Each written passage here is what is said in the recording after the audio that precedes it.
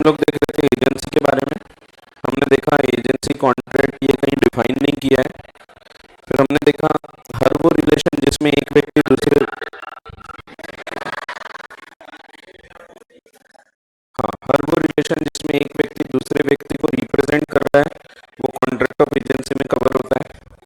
जो व्यक्ति रिप्रेजेंट कर रहा है उसको हम प्यार से एजेंट बोलते हैं, जो रिप्रेजेंट हो रहा है उसको हम प्रिंसिपल बोलते हैं। वो स्कूल जाता है, नहीं स्कूल नहीं जाता, बट प्रिंसिपल होता है। फिर हमने देखा एजेंसी, ये मैंने एक बार रीड किया था बट अभी पूरा डिटेल में देखते हैं। एजेंसी का जो रूल है ना ये बेस्ड है एक लैटिन मैक्सिम के ऊपर। हाँ चालू कर लो, कहीं तुम्हें पड़ा होगा रिमोट, रिमोट ले लो और चालू कर लो।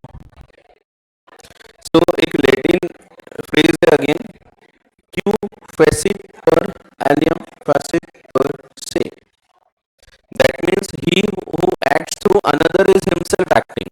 ऐसा मान लिया जाता है अगर मैं किसी और के बिहाफ पे काम कर रहा हूँ, सो ऐसा माना जाएगा कि वो खुद कार्य कर रहा है। सो ये लैटिन फ्रेज का मतलब है कि जो व्यक्ति दूसरे से कार्य कराता है मान लिया जाएगा वो स्वयं उस कार्य को कर रहा है। So rule of agency is based on this maxim q facet per allium facet per se, that is he who acts through an agent is himself acting। और इसलिए मैंने आपको बताया था कि अगर मैं क्लाइंट को रिप्रेजेंट करता हूं तो मैं जो भी बोल रहा हूं उससे क्लाइंट बाइंड हो जाता है। सो कल चलकर वो ये नहीं बोल सकता कि ये तो मेरे सीए ने कार्य किया है, सो बाइंड हो जाता है। वैसे ही अगर एजेंट कोई गुड्स बेच रहा है तो प्रिंसिपल उससे बाइंड हो जाएगा। सो ये जो रूल है, रूल का मतलब ही है कि अगर हम कोई कार्य करवा रहे हैं एजेंट से तो मान लिया जाएगा that he is himself acting. तो he who acts through an agent is himself acting. अब there are two important general rules regarding agency. इसी से दो रूल निकल के आते हैं। पहला, जो कार्य मैं स्वयं संपादित कर सकता हूं मैं उसे करने के लिए किसी अन्य व्यक्ति को भी रख सकता हूं। जैसे कि मैं अगर कोई गुड्स वगैरह बेच सकता हूं तो मैं वो गुड्स बेचने के लिए दूसरे व्यक्ति को अपॉइंट कर सकता हूं। वैसे ही और भी जो भी जैसे मुझे एक प्रॉपर्टी सेल करना है तो मैं खुद कर सकता हूं, बट मैं चाहूं तो उसके लिए एक एजेंट को अपॉइंट कर सकता हूं। सो जो एक व्यक्ति स्वयं कर सकता है वो उस कार्य को करने के लिए दूसरे को अपॉइंट भी कर सकता है, एक्सेप्ट पर्सनल नेचर के कॉन्ट्रैक्ट। जैसे कि टीचिंग का कॉन्ट्रैक्ट है, मैं अपने आर्टिकल को भेज सकता हूँ क्या कि जा आज तू जाके पढ़ा के आ जा, सो नहीं, उसको नहीं भेजा जा सकता बिकॉज पर्सनल नेचर के कॉन्ट्रैक्ट जो होते हैं ये एजेंट के थ्रू नहीं कराए जा सकते। बट बाकी के सब जो कॉन्ट्रैक्ट होते हैं जो मैं खुद कर सकता हूँ वो मैं सब एजेंट के थ्रू करवा सकता हूँ। तो वही दिया है, whatever a person competent to contract may do by himself he may do it through an agent, except क्या नहीं कर सकता for acts involving personal skills and qualifications. In fact, where the work to be done is obviously personal, no agent can be employed। तो personal nature के contract के लिए agent appoint नहीं कर सकते। जैसे पप्पू की शादी थी, बोलता है मेरे बदले तू शादी कर ले, तो नहीं चलेगा, पर्सनल नेचर के कॉन्ट्रैक्ट चलेगा बोलते हैं। देखो तो पर्सनल नेचर के कॉन्ट्रैक्ट है, उसको भी तो चलना चाहिए ना, आगे वाली को, पिंकी को, पप्पू और पिंकी। सो खैर मैनेज कर लेंगे बोलते हैं। देखो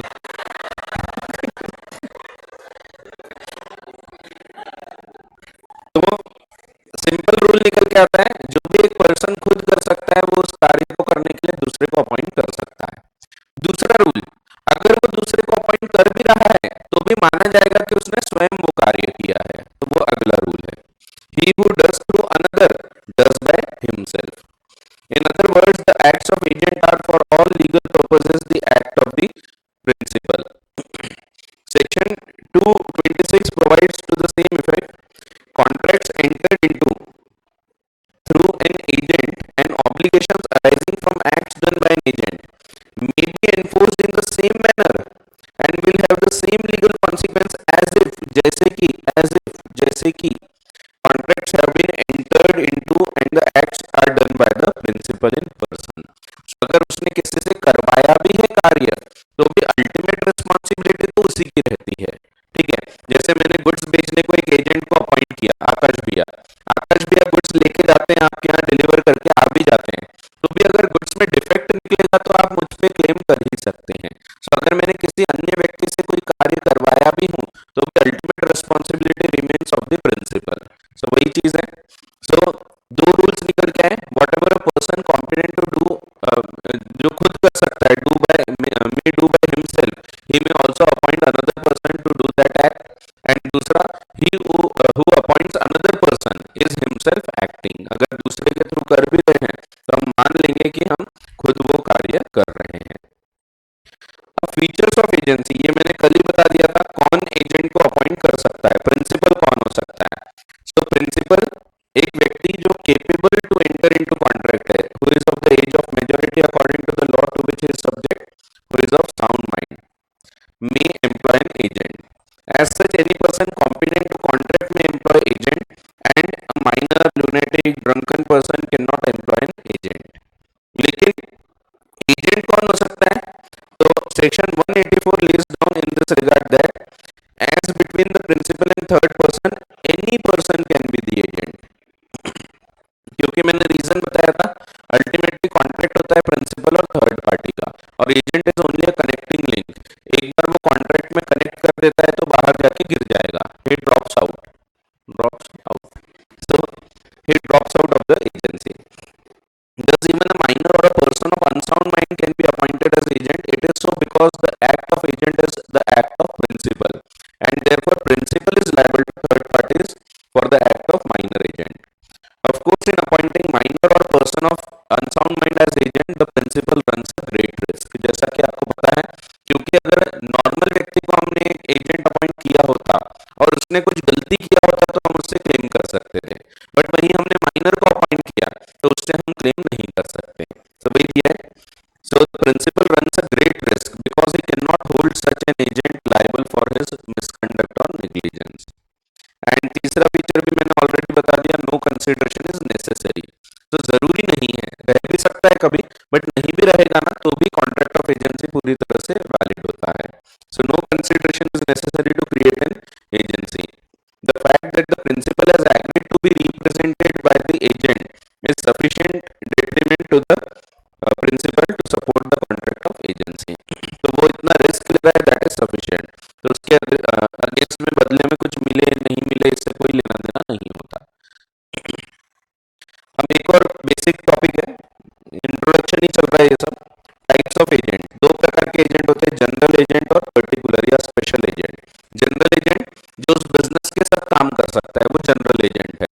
जैसे मैंने एक व्यक्ति को एजेंट अपॉइंट किया, मैंने बोला कि मैं यहाँ से गुड्स भेजूंगा, तुम वो गुड्स को बेचने का काम करना, वो मेरा पूरा बिजनेस वहां का मैनेज कर रहा है, he is my general agent, he can do all the necessary acts related to such business.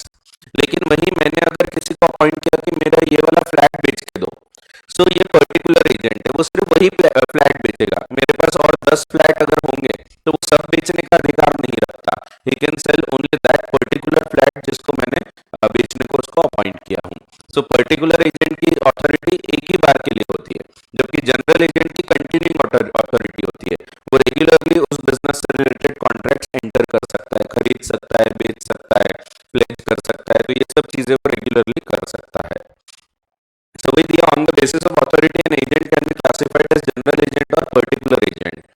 General agent is one who has the authority to do all the acts connected with a particular trade, business or employment. For example, advocates, brokers, ये लोग general agent होते हैं। General agent can bind the principal in respect of all the transactions connected with that particular trade or business for which he is appointed as agent. Authority of general agent is continuing, चलते रहती है, it continues till the termination of agency. जबकि particular agent या special agent जो होता है ये सिर्फ एक पर्टिकुलर कार्य करेगा, he is employed to do only some special or particular act or to represent his principal in only some particular transaction. For example, to sell a particular house, to sell a particular piece of land, a special agent has the authority limited to a particular transaction for which he is appointed. He cannot bind principal in respect of any transaction other than any other transaction, while a general agent can bind his principal in respect of all transaction. Authority of special agent खत्म हो जाती है जैसे उसने कार्य कर दिया। बहुत ही बकवास से पॉइंट है, एकदम छोटे बच्चों टाइप बताए गए हैं, ठीक है, पढ़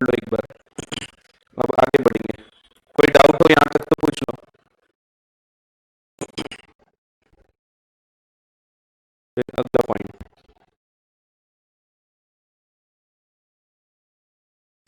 एजेंसी कैसे कैसे क्रिएट होती है, how is an agency created.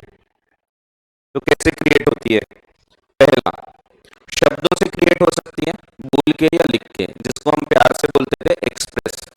So express agency हो सकती है जो बाय वर्ड्स है, वर्ड्स में ओरली भी एजेंट अपॉइंट किया जा सकता है और राइटिंग में भी किया जा सकता है, तो इट इज नॉट नेसेसरी कि रिटर्न ही होना चाहिए। So sometimes the agent can be appointed even orally, जैसे मैंने किसी को अपॉइंट कर दिया कि भाई ये काम कर दे मेरे लिए, तो वो भी एजेंट है मेरा, क्योंकि मेरे लिए वो कार्य कर रहा है। आकाश भैया को बोला कि मेरे को भूख लगी है, थोड़ा समोसे ला दो चौक से, तो प्रभात के, प्रभात समोसे, ये प्रभात अंदर ऐसे ऐसे ऐसे, सामने दुकान है, खूब फेमस है, एकदम खतरनाक। सो मैंने बोला तो मैं इसका पैसा वगैरह मैं दूंगा, तो वो मेरे बिहाफ पे काम कर रहे हैं, तो ये ओरली मैंने एजेंट अपॉइंट किया तो भी चलता है, बट जनरली दिक्कत नहीं होना चाहिए, इसीलिए फिर एजेंट को राइटिंग में अपॉइंट किया जाता है। ज्यादातर केस में आप देखोगे रिटर्न कॉन्ट्रैक्ट होता है, बाकी नहीं तो जनरली जैसे अब फ्लैट बेचना है तो एजेंट को हम ऐसे ही अपॉइंट कर देते हैं ओरली। लेकिन अगर लॉन्ग टर्म में एक कंटिन्यूइंग एजेंसी है तो ऐसे केस में हम लोग जनरली राइटिंग में कॉन्ट्रैक्ट करते हैं, जिसको हम एक नाम देते हैं power of attorney. Attorney means agent. So agent को जो पावर दिया गया है, तो अटर्नी मीन्स वही एजेंट होता है। एडवोकेट्स, एडवोकेट्स भी क्योंकि एज एजेंट काम करते हैं इसलिए उनको भी अटर्नीज बोला जाता है। पावर ऑफ अटर्नी बनाई जाती है, एक formal power of attorney. Power of attorney is nothing but एक कॉन्ट्रैक्ट का नाम है, जैसे सेल के केस में सेल डीड बनती है, वैसे power of attorney is a contract of agency जिसमें एजेंट को अपॉइंट किया जाता है। So, contract of agency may be created by express agreement. The agreement may be either oral or even in writing. It is usual in many cases to appoint agents by executing a formal power of attorney. Power of attorney means ये contract है, written contract of agency. तो written contract जो होता है इसको हम power of attorney बोलते हैं। On a written and stamped document, stamp का मतलब स्टैम्प ड्यूटी पे होना चाहिए, तो स्टैम्प का मतलब ऐसा कोई थप्पा वगैरह लगा होना चाहिए नहीं, स्टैम्प का मतलब होता है स्टैम्प ड्यूटी, ठीक है। तो स्टैम्प मीन्स स्टैम्प ड्यूटी पे होना चाहिए इस पे। फिर ये तो हो गया simple agent by express authority, जब हमने स्पेसिफिकली बोल के या लिख के अपॉइंट किया है। सो कभी कभी इम्प्लाइड एजेंसी क्रिएट हो जाएगी, जहां पे हमने बोला नहीं लिखा नहीं बट फिर भी एजेंट अपॉइंट हो गया। तो ये कौन से केसेस होते हैं ये देखेंगे। तो एजेंसी बाय इम्प्लाइड एग्रीमेंट। सो इसमें एक केस एग्जाम्पल के रूप से दिया हुआ है जो एक्ट में लिखा हुआ है, और ये केस पे ऐसा कैसा क्वेश्चन आ जाता है। एक मिस्टर ए है, इनकी एक शॉप है श्रीरामपुर में, दूसरे शहर में, यहाँ पे एक शॉप है उनकी। ये खुद रहते हैं कोलकाता में, तो ये अलग शहर में रहते हैं कोलकाता, और ये श्रीरामपुर में उनकी शॉप है। अब वो ऑकेजनली कभी कभी शॉप विजिट करते हैं। एक्चुअल में शॉप में बैठता है एक मिस्टर बी, ये मिस्टर बी इस शॉप को मैनेज करता है। ये क्या करता है, इस शॉप में गुड्स वगैरह मंगाता है रेगुलरली सी से, तो सी है मिस्टर सी, इससे गुड्स वगैरह मंगाए जाते हैं रेगुलरली, और गुड्स आने के बाद पैसा वगैरह पे करता है, तो पैसा भी किससे पे करता है, तो पैसा पे करता है फ्रॉम एज फंड, ए के पैसे से पूरा पेमेंट वगैरह करता है। ये चीज ए को पता है, इज अवेयर कि इस प्रकार से बी मेरे बिहाफ पे बिजनेस कर रहा है, बट ए ने बी को कभी रोका नहीं, सी को कभी कुछ मना नहीं किया। दैट मीन्स यहाँ पे हम मान लेंगे कि अपने आप यहाँ पे एजेंसी क्रिएट हो गई, भले कुछ बोला नहीं है कुछ लिखा नहीं है, बट फिर भी यहाँ एजेंसी क्रिएट हो गई। यहाँ पे ए बिकम्स द प्रिंसिपल, तो वो स्कूल जाएगा नहीं, वो वाला नहीं, और ये बन जाएगा एजेंट, ये बाहर जाके गिर जाएगा। तो एजेंट क्या पंचट मारता हूँ एकदम, ठीक है, घर वाले बाहर निकाल देंगे एक दिन मेरे को, हाँ ठीक है, पंचट मारते रहता है। The agency may be implied under certain circumstances from the conduct of parties or the relationship between them. Illustration दिया है, ये एक्ट में दिया हुआ illustration, A owns a shop in Srirampur. Living himself in Kolkata and visiting the shop occasionally, occasionally यानी कभी कभी, जैसे मैं पूछता हूँ आप स्मोकिंग करते क्या, आप बोलते सर ऑकेजनली, कभी कभी, एक ही होता है, छोड़ दो ये सब। सो ऑकेजनली है कभी कभी, कभी कभी वो विजिट करता है। The shop is managed by B and he is in the habit of ordering the goods from C in the name of A, in the name of A, in the name of A for the purpose of the shop and paying for them out of A's funds, for paying for them out of A's funds, A के पैसे से पे कर रहा है। And ये चीज इसको पता है, विद एज नॉलेज, ए को पता है। तो B has an implied authority from A to order goods from C in the name of A for the purpose of the shop.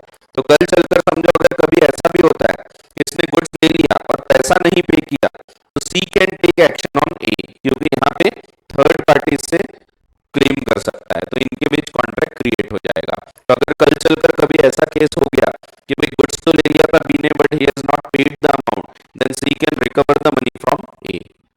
ठीक है, तो ऐसा है। एक और केस हुआ था Delhi electricity supply versus Basanti देवी का, इसमें बताया गया था, उसका नाम है बसंती। सो वो वाली बसंती नहीं है, बसंती इनको के सामने मत, वो अलग है, ये बसंती अलग है। सो ये बसंती देवी वाला जो केस था, इसमें ऐसा था दिल्ली इलेक्ट्रिक सप्लाई जो था, सप्लाई अंडरटेकिंग, ये एम्प्लॉयर था। अब क्या होता है, एम्प्लॉयर जब पेमेंट करता है एम्प्लॉय को, तो इसमें कई बार कुछ डिडक्शंस होते हैं। समझो इसको सैलरी पे कर रहा है, मान लेते हैं हम सिंपलिसिटी के लिए, मैं एक सिंपल फिगर ले लेता हूँ 10,000 रुपए। तो इसमें से क्या करता था, ये LIC का पैसा काट देता था 1,000 रुपए का, और 9,000 रुपए नेट पे किया जाता था टू द एम्प्लॉय। ये जो 1,000 रुपए का अमाउंट काटा गया, ये एम्प्लॉयर क्या करता था, तो he would deposit it with the LIC, ये इसको 1,000 रुपए जमा कर देता था। यहाँ पे कोर्ट ने बोला कि employer will be considered as agent of LIC for the limited purpose of this collection. So यहाँ पे हम इसको एजेंट मानेंगे। यहाँ पे भले एक्चुअल में वो एजेंट नहीं है, क्योंकि LIC का एजेंट ऐसे नहीं बनता कोई, उसके लिए एग्जाम्स होती है, वो पास करते हैं, उसके बाद एजेंसी कोड आता है, तब जाके एजेंट बनते हैं। यहाँ एम्प्लॉयर ने ऐसा कुछ भी नहीं किया था, बट फिर भी कोर्ट ने बोला कि नहीं, ये भी एक एम्प्लॉयड एजेंसी कॉन्ट्रैक्ट है। सो एक एक्चुअल केस दिया है, under the salary saving scheme adopted by the life insurance corporation of India, the employer when authorised by the LIC to collect premium amount from the salary of an employee and forward it to the life insurance corporation becomes the agent of LIC. So ये agent of LIC हो गया for that purpose. So ये actual case है Delhi electricity supply undertaking versus Basanti Devi. ऐसा है simple. अब implied agency के और प्रकार हो सकते हैं, इसको हम अलग अलग हिस्से में विभाजित कर सकते हैं। पहला है इम्प्लाइड एजेंसी में एजेंसी बाय एस्टॉपेल या फिर होल्डिंग आउट। एस्टॉपेल मींस जब मुकर नहीं सकते। सो मैंने पहले दर्शा दिया कि भाई ये मेरा एजेंट है, एक्चुअल में एजेंट नहीं है, बट फिर भी मैंने बोला आपको कि मेरा एजेंट है। अब उसने कोई ट्रांजैक्शन कर लिया आपके साथ, ये सोच के कि भाई शर्मा जी का तो एजेंट ही है।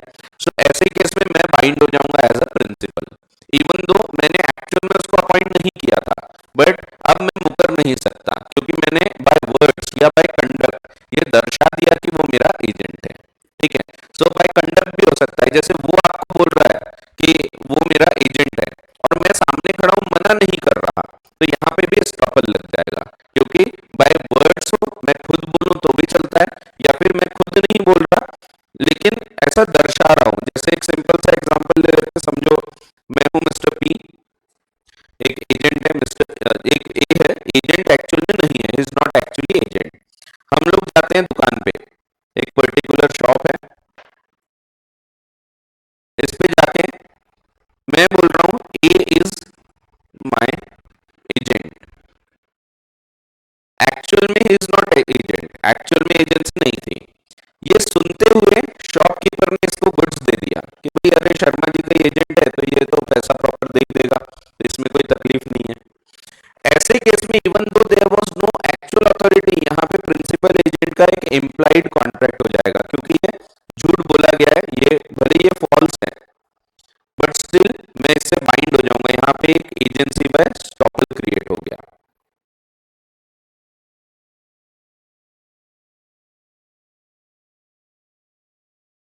सिंपल है एकदम, बहुत ही आसान, जीवन में पढ़ाई से आसान कुछ भी नहीं, ऐसा बोलते कुछ लोग। और दूसरा केस ऐसा भी हो सकता है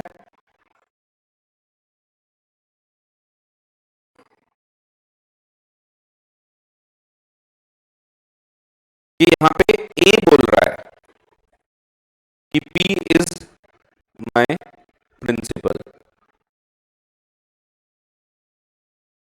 ए is present but does not deny,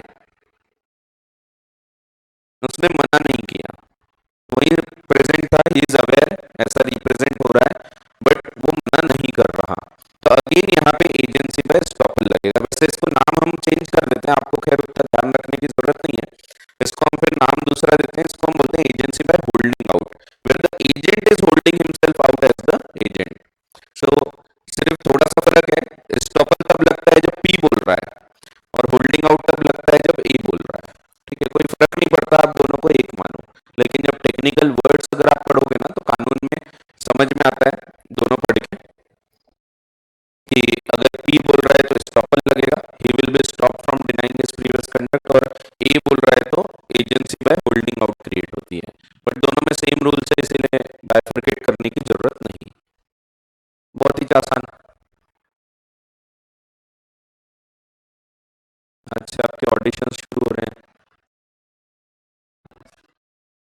अच्छा, आपके नहीं है, बराबर है, आपकी तो एग्जाम है। बेचारे आप, जानबूझ के बोला मैंने, दुखती रग पे हाथ रखना था मुझे, आपको बस बुलाया जाएगा, आप देखते रहोगे इसे। तो ठीक है, अगले बार, अगले बार इंटर में होगा तब आप पार्टिसिपेट कर पाओगे। तो ठीक है, अच्छी बात है। चलो, आप गलती से भी दिखना मत फिर वहां पे, खूब डांट पड़ती है।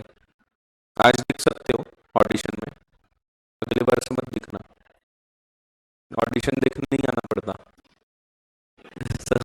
नहीं, पवन सर देख लेंगे, खूब डांट पड़ेगी आपको। अभी नहीं है, इसीलिए मैं बोला आ जाए तो चलता है, आगे मत आना, तो इसीलिए तो बोला मैंने। तो 3:30 बजे है, अभी नहीं है, यहीं पे होगा शायद, सेकंड फ्लोर पे होगा जहाँ पे, तो देखते हैं, आ जा सकते हो आप। पिछले बार 2 इंटर के बच्चों को खूब डांट पड़ी थी। हाँ नहीं, लेकिन खतरनाक डांट पड़ी थी, और बोले थे फिर तुम अगर नहीं पास हुए तो फिर दिखना मत, और बेचारे दोनों पास नहीं हुए, फिर भी दिखते हैं। लेकिन होता है ऐसा, तो इसीलिए रिस्क मत लो ना, आपको पढ़ने का टाइम है अभी, आपके पास जो प्रायोरिटी है, प्रायोरिटी के हिसाब से जो आपका पहला काम है वो करना चाहिए, ये सब सेकेंडरी है। तो सेकेंडरी चीजें जब लेजर टाइम होता है, खाली वक्त है, तब आप कर सकते हैं। ठीक है, चलो। सो एजेंसी बाय स्टॉपल और होल्डिंग आउट, एजेंसी में भी क्रिएटेड बाय स्टॉपल, ये भी तो इम्प्लाइड का ही एक प्रकार हो गया, क्योंकि यहाँ पे भी अपने आप एजेंसी बन गई ऐसा हम मान लेते हैं, जबकि एक्चुअल में देयर इज नो एजेंसी। यहाँ पे एक्चुअल में the fact is that A is not the agent, B is not the principal, but यहाँ पे फिर भी हम मान लेते हैं ये एजेंट बाय स्टॉपल बन गया। अब इसका मतलब लेकिन लिमिटेड होता है, एक्चुअल में एजेंसी क्रिएट नहीं होगी, लेकिन कल चलकर अगर ए पैसा नहीं देगा ना तो पी यहाँ पे जिम्मेदार हो जाएगा, तो लिमिटेड पर्पस के लिए एजेंसी क्रिएट होती है। ठीक है, सो स्टॉपल दूसरी बार आ रहा है, आगे फिर आएगा, तीसरी बार आ रहा है वैसे, क्योंकि हमने सोगा पहले पढ़े तो सोगा में भी आया था transfer of title by estoppel, वैसे तो चौथी बार आ रहा है। एक बार कहीं लिखा नहीं था बट मैं बोला था यहाँ पे स्टॉपल लगता है, प्लेज, मैं बोला था वहां दिया नहीं है इंस्टीट्यूट ने, इसीलिए मैंने कवर नहीं किया, बट वहां भी स्टॉपल से भी प्लेज क्रिएट होता है। ठीक है, यहाँ या फिर एक बार और आएगा partner by estoppel, partnership act में आएगा, तो पार्टनर भी ऐसा क्रिएट हो जाता है जब कोई मेरा पार्टनर है नहीं बट मैंने आपको बोल दिया ये मेरा पार्टनर है, तो वहां पे पार्टनरशिप रिलेशन क्रिएट हो जाएगा, but only for limited purpose, estoppel. So I can not deny my previous conduct, मैं मुकर नहीं सकता, मैंने जो पहले कर दिया या तो बाय वर्ड्स या तो बाय कंडक्ट, मैंने जो दर्शाया हूं मैं उससे बाद में मुकर नहीं सकता। तो देखो अब कितना आसान हो गया ना, बचपन में इतने इतने से थे आप आए थे सब लॉ पढ़ाओ, तब आपको कितना मुश्किल लग रहा था स्टॉपल, और ये क्या है एकदम हेवी सा टॉपिक है, अभी देखो हलवा हो गया एकदम। तो इसीलिए मैं बोलता हूँ कि आगे बढ़ते जाया करो, फिक्र मत किया करो। सो आपको बस कंटिन्यू रेगुलरली पढ़ते रहना है। कई वर्ड्स थे जो शुरू में हेवी लग रहे थे अब बहुत आसान हो चुके हैं। सो धीरे धीरे आप जैसे जैसे आगे बढ़ोगे रिवाइज करते जाओगे तो चीजें और आसान होती जाएगी। सो बस ट्रस्ट करो खुद के ऊपर और आगे बढ़ते जाओ। सो आप आगे बढ़ते जाओगे अपने आप सब चीजें क्लियर होते जाएगी। चलो खैर, सो एजेंसी में भी created by estoppel when a man, जरूरी नहीं मैन, वुमेन भी हो सकती है, हाँ, ठीक है, when a man has by his conduct और स्टेटमेंट्स, सो भले ही वो कंडक्ट से हो या शब्दों से हो, इंड्यूस्ड अदर्स टू बिलीव, दूसरों को उसने बिलीव कराया, जैसे अभी शॉपकीपर को, that a certain person is his agent, he is precluded, precluded यानी उसको रोका जाएगा, he is estopped from subsequently denying it, so he cannot deny his previous conduct। ठीक है, तो स्टॉपल का आसान शब्दों में मतलब है one cannot deny his previous conduct। According to section 237 of the Contract Act, an agency by estoppel may be created when the following essentials are fulfilled: the principal must have made representation, represent किया है, वो representation भले words में हो या नहीं, so representation may be express or implied। सो जरूरी नहीं कि वो खुद ही करे, कई बार ऐसा होगा एजेंट रिप्रेजेंट कर रहा है और वो मना नहीं कर रहा, that means it is implied representation. Representation must state that the agent has an authority to do an act although he really does not have an authority। The principal must have induced the third person to act on such a representation, and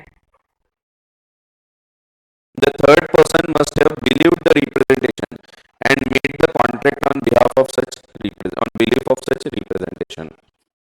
सो ऐसे cases में estoppel create होता है। ये बस points दिए हुए थे इसीलिए अपन ने कवर किए, नहीं तो आप सिंपल अपनी लैंग्वेज में लिख सकते हैं।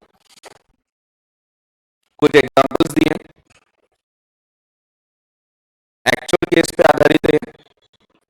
पहला एग्जांपल, एक मिस्टर वाई है, इन्होंने क्या किया था, इन्होंने अपने सर्वेंट को भेजा था, वाई, क्यों क्यों ऐसा हो रहा है, अरे अरे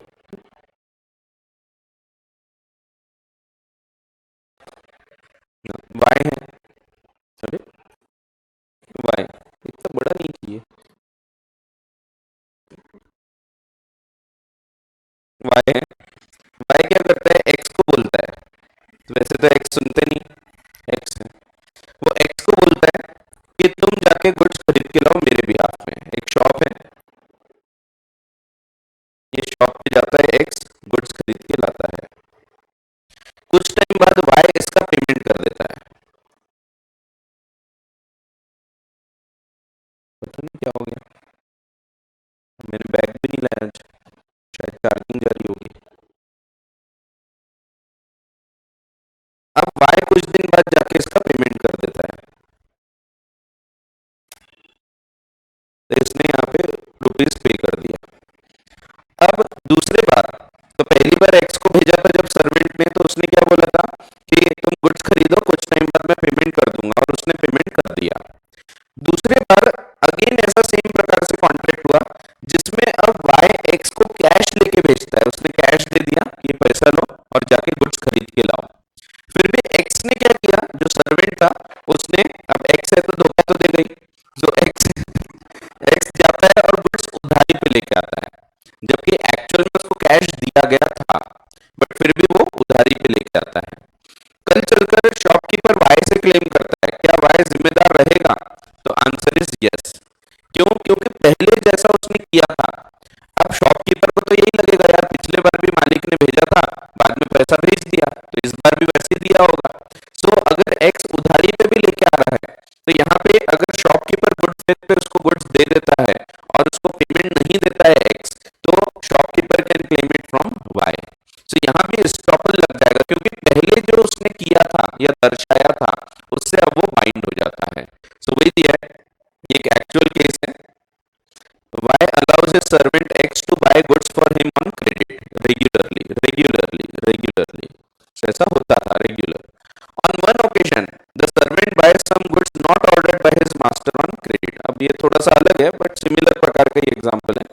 So एक बार उसने मंगाया नहीं, फिर भी जाके खरीद लिया, तो भी Y is responsible to the shopkeeper for the price because X will be deemed to be agent by estoppel. तो ये एक है, और एक और सिमिलर एग्जाम्पल होगा जिसमें इस बार कैश लेके भेजा होगा। अब यहाँ पे कैश वाला नहीं है, यहाँ पे बोला, इसको बोला ही नहीं था सेकेंड टाइम, और इसने फिर भी जाके गुड्स खरीद के ला लिया, तो भी Y will be liable by estoppel.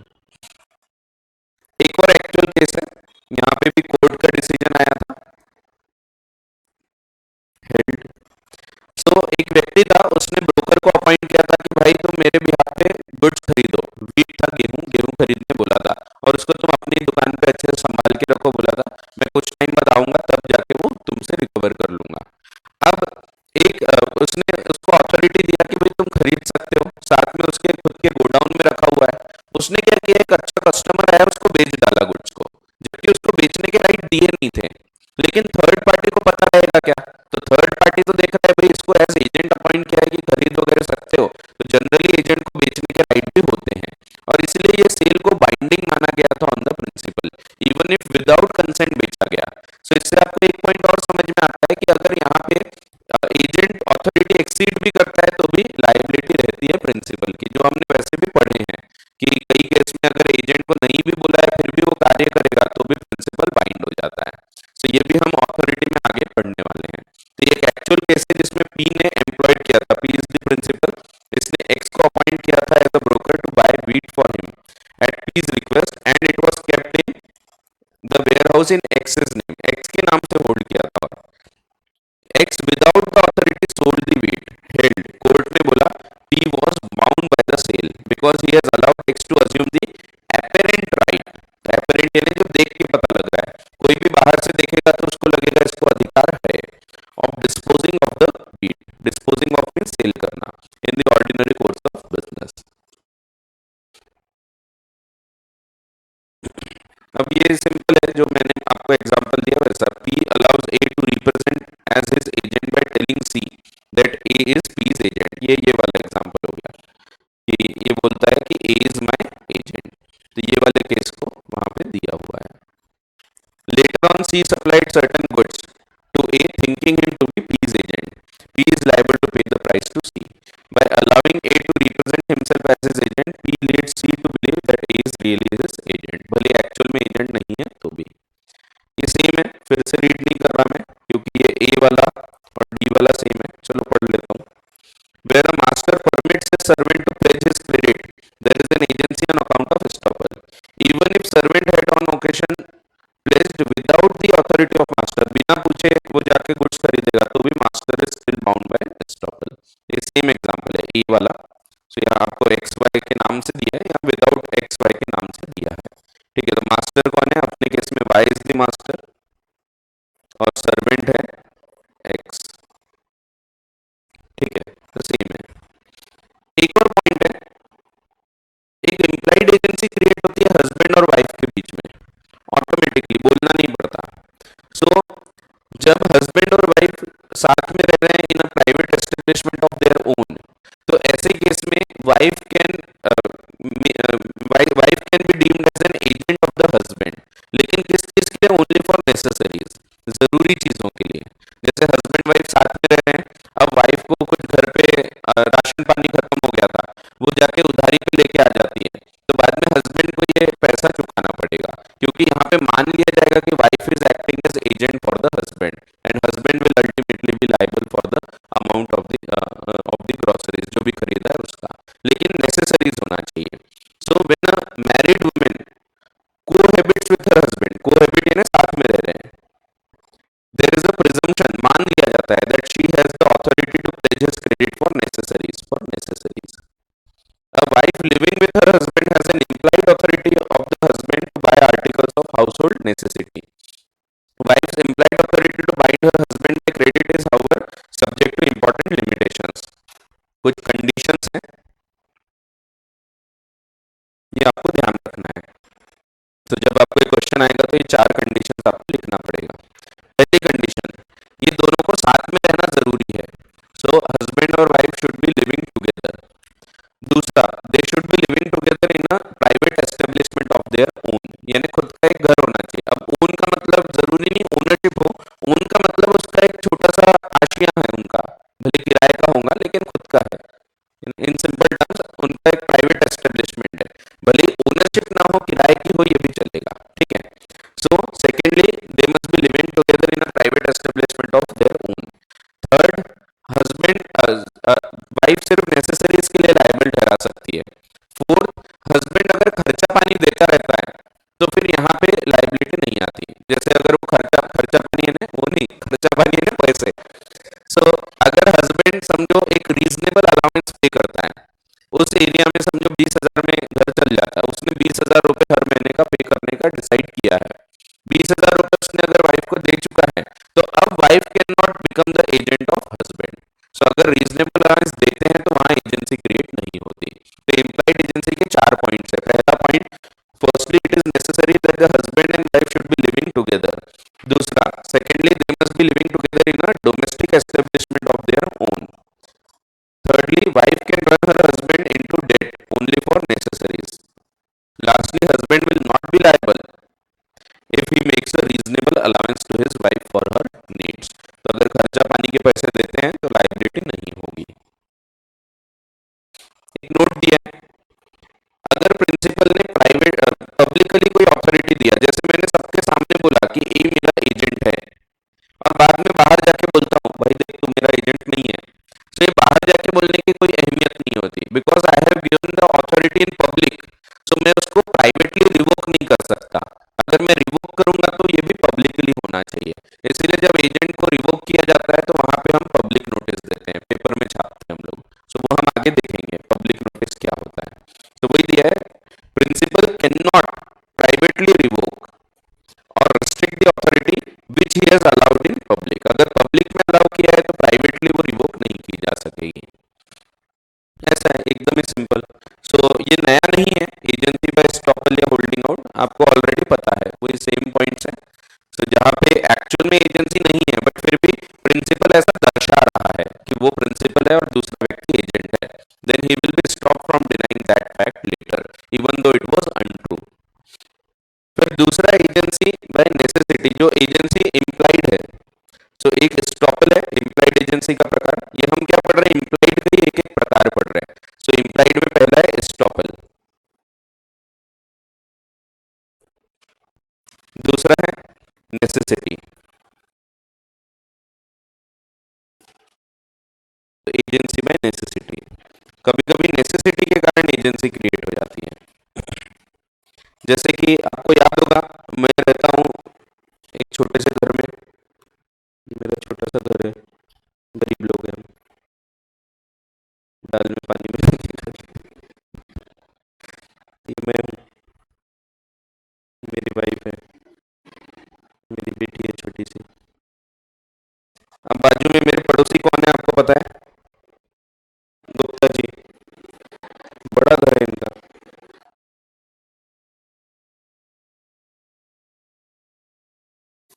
Gupta ji, ये गुप्ता जी है, ये गुप्ताइन है,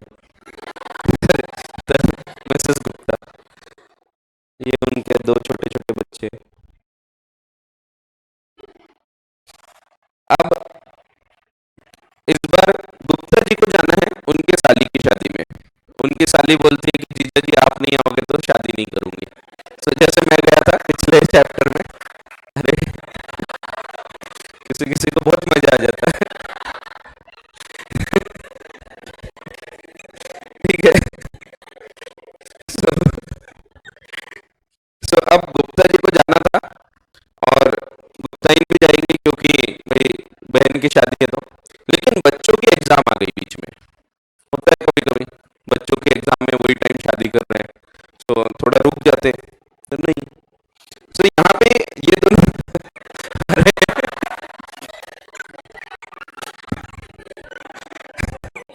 ये दोनों बोलते हैं, मेरे पास आते हैं, बोलते हैं शर्मा जी वो आपकी गाय का ध्यान रखा था, अब आपकी बारी है।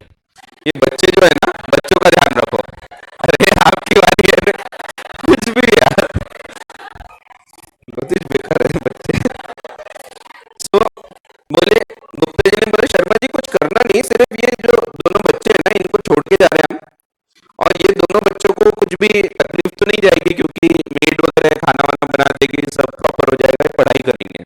लेकिन कोई अगर तकलीफ आ गई तो थोड़ा देख लेना। मैंने बोला चलो ठीक है, आप जाओ निश्चिंत होके। ये पहुंच जाते हैं इधर डेस्टिनेशन वेडिंग में। आजकल डेस्टिनेशन वेडिंग ही होती है। तो ये दोनों इधर पहुंच गए और बच्चे घर पे पढ़ रहे हैं पढ़ रहे हैं। अब ये लोग जाने के बाद तुरंत आता है एक नोटिस बिजली विभाग का। बिजली है, बिजली जैसा लगना चाहिए ना। ये बिजली विभाग वाले इनको नोटिस भेज देते हैं। इसमें लिखा है कि आपने पिछले महीने, उसके पहले के महीने का बिल नहीं भरा, तो अभी बिल भर दो, नहीं तो काट डालेंगे, बिजली बिजली काट डालेंगे। तो धमकी नहीं है। सो बिजली का बिल नहीं भरोगे तो बिजली तो कटेगी। सो यहाँ पे वो पैसा नहीं भरे हैं, तो अब बच्चे लोग आते रोते हुए बोलते हैं भैया भैया देखो क्या है लिखा है, काट डालेंगे करके। मैंने बोला अरे फिक्र मत करो, मैं बात करता हूँ। मैं देखता हूँ नोटिस, मैं बोलता हाँ ठीक है बिल भरना है। मैं बोलता हूँ फिक्र मत करो, मैं बात करता हूँ। मैं फोन करता हूँ अंकल आंटी को, गुप्ता जी को फोन कर रहा हूँ। गुप्ता जी फोन नहीं उठा रहे, लग नहीं रहा, आउट ऑफ कवरेज है। मान लो ये अपन हंसी आबादियों में डेस्टिनेशन वेडिंग है ना, तो वहां चले गए। ये पहाड़ वहाड़ है, नदियां हैं, वो अपने घूम रहे मस्त। अब अरे गुप्ता जी का फोन लग ही नहीं रहा। गुप्ता जी आंटी को फोन करते हैं, उनका फोन अब बिजी रहता है, या कई बार ऐसा होता है पता ही नहीं लगता, रिंग जा रही है उठाते ही नहीं। आंटी लोगों के साथ ऐसा होता है एक प्रॉब्लम, कि फोन जा रहा है, आप फिर फोन देखोगे, अरे मम्मी 2 दिन पहले नानी का फोन आया था, अभी तक पता ही नहीं। सो होता है ऐसा। सो उनका फोन रिंग जाती है तो भी उठाते नहीं। सो यहाँ पे मैं सोचता हूँ, मैं कांटेक्ट करता हूँ, ट्राई करता हूँ, बट अल्टीमेटली हो नहीं पा रहा है कांटेक्ट। सो मैं सोचता हूँ चलो अपन जाके बिल भर देते हैं, बाद में गुप्ता जी आएंगे तो अपन पैसा ले लेंगे। मैं उनका बिल पे कर देता हूँ। बिल पेड, पेड यानी झाड़, नहीं पेड, बिल पे कर दिया। गुप्ता जी आते हैं, फिर मैं बोलता हूं कि गुप्ता जी वो आपके बिहाफ पे मैंने पैसा दिया था, तो मुझे ये पैसे का रिएम्बर्समेंट कर दो, ये जो बिल मैंने पे किया हूं ये पैसा मुझे वापस कर दो। गुप्ता जी मना करते हैं। गुप्ता जी बोलते हैं कि नहीं मैं वापस नहीं करूंगा, तुमने मुझसे पूछ के थोड़ी पेमेंट किया। सो यहां क्या मैं क्लेम कर पाऊंगा? तो आंसर इज यस। यहां पे मैं बन जाता हूं ऑटोमेटिकली एजेंट और गुप्ता जी बन जाते हैं प्रिंसिपल। तो वो जाएंगे, हाँ स्कूल नहीं जाएंगे। सो वो तो गए ना उधर साली की शादी में। सो सो वो प्रिंसिपल बन जाते हैं। और यहां पे ये बिजली, बिजली एक नेसेसिटी है। सो इसीलिए हम क्या बोलते हैं यहां पे एजेंट कैसे बन गया मैं? Due to necessity. एकदम जरूरी था, अगर अभी मैं पैसा नहीं भरता तो बिजली कट जाती, फिर और ज्यादा खर्चा होता। सो इसकी कुछ कंडीशंस होती हैं। पहली कंडीशन कि जब मैंने कोई खर्चा किया हो ये नेसेसिटी के लिए होना चाहिए। एजेंट ने नेसेसिटी का खर्चा किया है, वो जो खर्चा किया है वो खर्चा most practicable course of action होना चाहिए, जो मैं खुद के केस में किया होता। अगर मुझे नोटिस आता तो चुपचाप जाके बिल भर देते अपन। सो वैसे ही इनको नोटिस आया तो अपन ने एकदम प्रैक्टिकल जो चीज है वो किया है।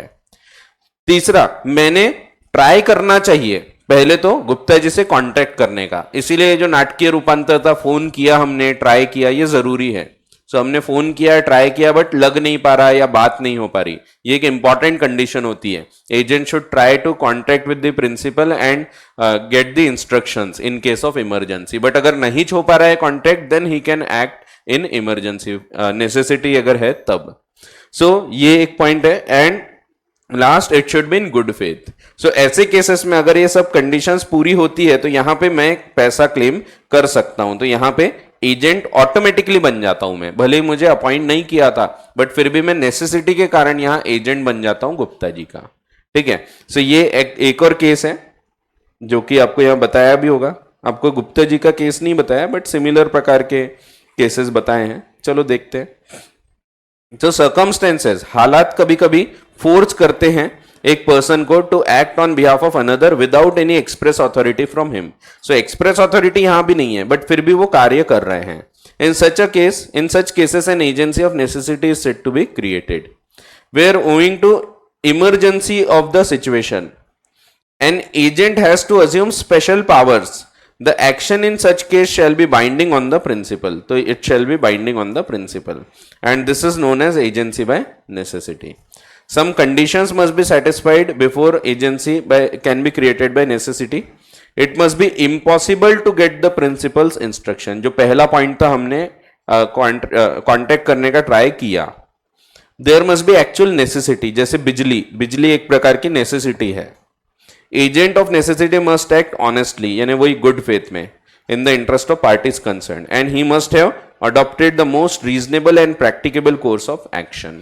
So ये 4 conditions इसकी पूरी होना चाहिए, तब जाके agency of necessity create होती है. Illustration दिया है. सबसे पहले जो नेसेसिटी का केस चालू हुआ था ना, ये मेराइन एडवेंचर्स के केस में चालू हुआ था. क्या होता था? शिप है तो शिप होता है, देखा होगा आपने. ये शिप में क्या होता है ना, शिप का ओनर शिप नहीं चलाता है. जैसे ट्रक है तो ट्रक का ओनर थोड़ी ट्रक चलाता है, तो ड्राइवर रखते हैं. वैसे यहाँ पे एक कैप्टन को रखा जाता है, वो कैप्टन रहेगा. ये कैप्टन ये शिप को चलाता है, बराबर लेके जाता है जर्नी के लिए, वो रिस्पॉन्सिबल होता है. इसमें कई बार गुड्स भी होते हैं, यहाँ पे पैसेंजर्स भी होते हैं. ये टाइटैनिक का सीन हो गया, 2 जन खड़े इधर. ठीक है. हाँ, सो यहाँ पे पैसेंजर्स वगैरह भी होते हैं, कार्गो भी होता है. कभी कभी क्या होता है, फ्यूल खत्म हो रहा है शिप का, तो फ्यूल खत्म होता है, या फिर कभी कहीं पे ऐसा मौसम खराब था और पानी के थपेड़े के कारण कई बार हो सकता है कि इसमें कुछ डैमेज वगैरह हो गया शिप में. अब ये जो व्यक्ति है, ये तो बेचारा ड्राइवर है, इसके पास पैसा तो होता नहीं है, तो ये क्या करता है, ड्यू टू अनफोर्सिन इमरजेंसीज, वो ये शिप को या शिप के ऊपर का जो कार्गो होता है, इनको कई बार गिरवी रख देता है इसके पास. तो ये प्लेज कर देता है और इनसे ले लेता है लोन, पैसा ले लेता है. एक्चुअल में हाँ, तो इनके पास होता है ना पैसा.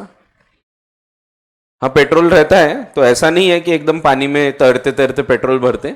सो लेकिन स्टेशन उनके भी रहते ही है ना, ऐसा थोड़ी है कि भाई स्टेशन ही नहीं. हाँ हाँ, दूसरी शिप वाले आते हैं, या फिर वो भी कहाँ कहाँ रहता, हर जगह नहीं रहता. तो ये पुराने टाइम का केस है, और उस टाइम पे तो इतना एकदम पक्का भी नहीं होता था, क्योंकि एक तो कांटेक्ट नहीं हो पाता है शिप में कभी भी कांटेक्ट करना संभव नहीं होता, क्योंकि उसमें कोई जीपीएस वगैरह टाइप कुछ नहीं होता, सिग्नल नहीं चलते. ज्यादा से ज्यादा वो फ्रीक्वेंसी के थ्रू बात होती है, जो रेडियो फ्रीक्वेंसी होती है, अपना वॉकी टॉकी वगैरह टाइप, उसमें सिग्नल मैच होते हैं तभी बात होती, नहीं तो बात करना बहुत मुश्किल होता है. टावर नहीं होता ना शिप में, थोड़ी टावर लेके चल रहे अपन.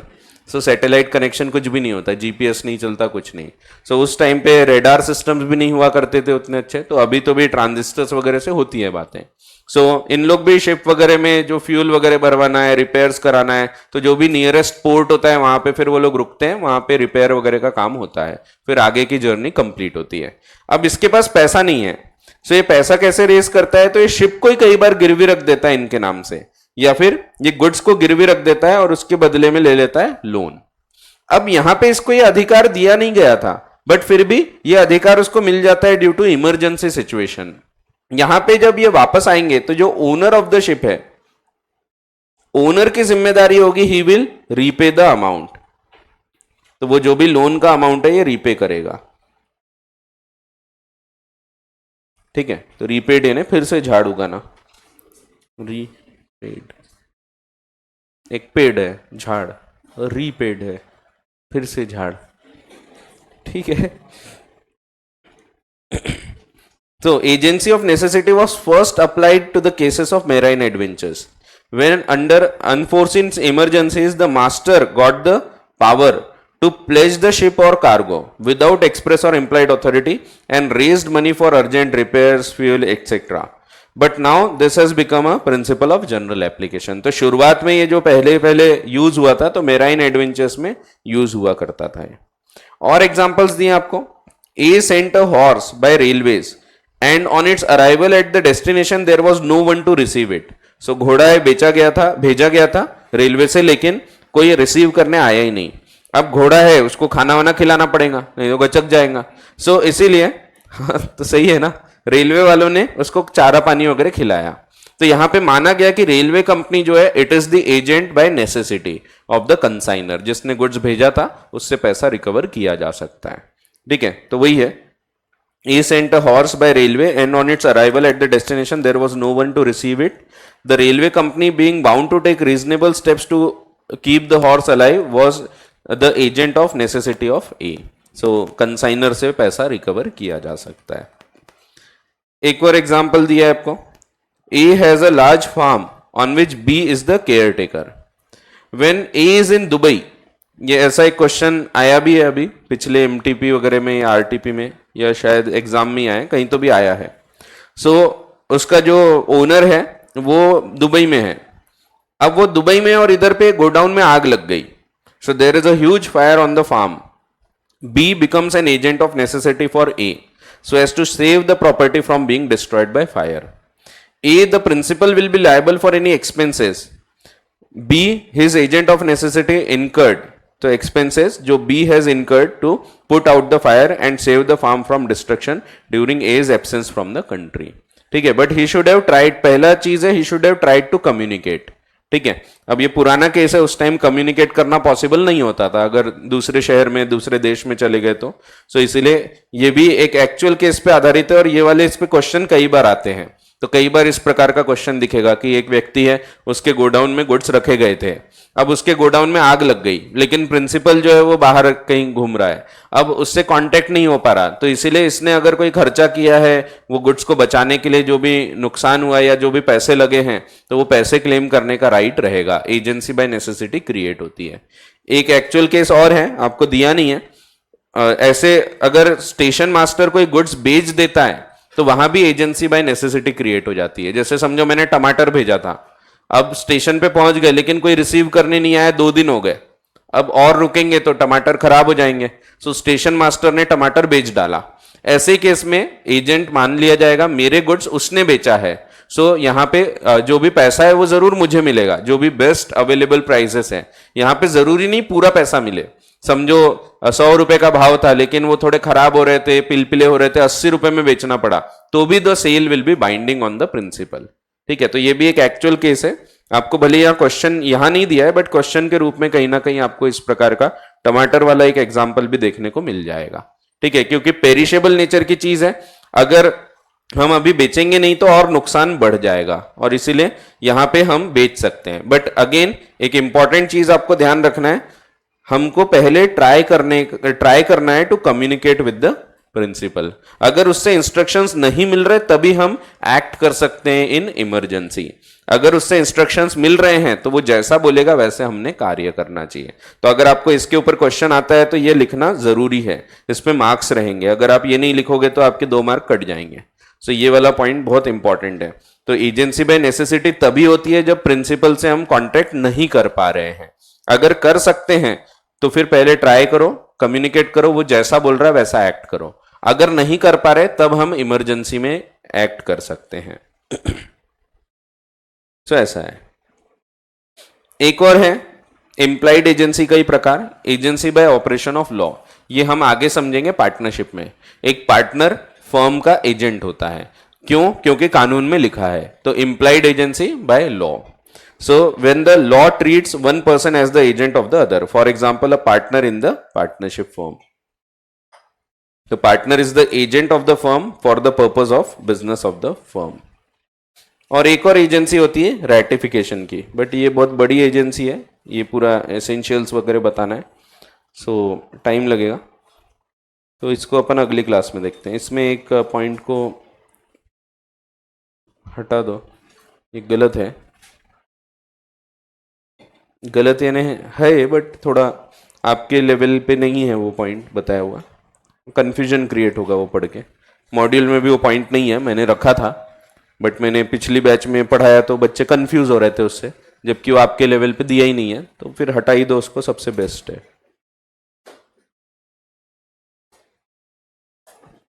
चलो बाकी अगली क्लास में देखते हैं, क्योंकि बड़ा टॉपिक है रेटिफिकेशन। सो नेक्स्ट क्लास में अपन इसके ऊपर चर्चा करेंगे। चलो।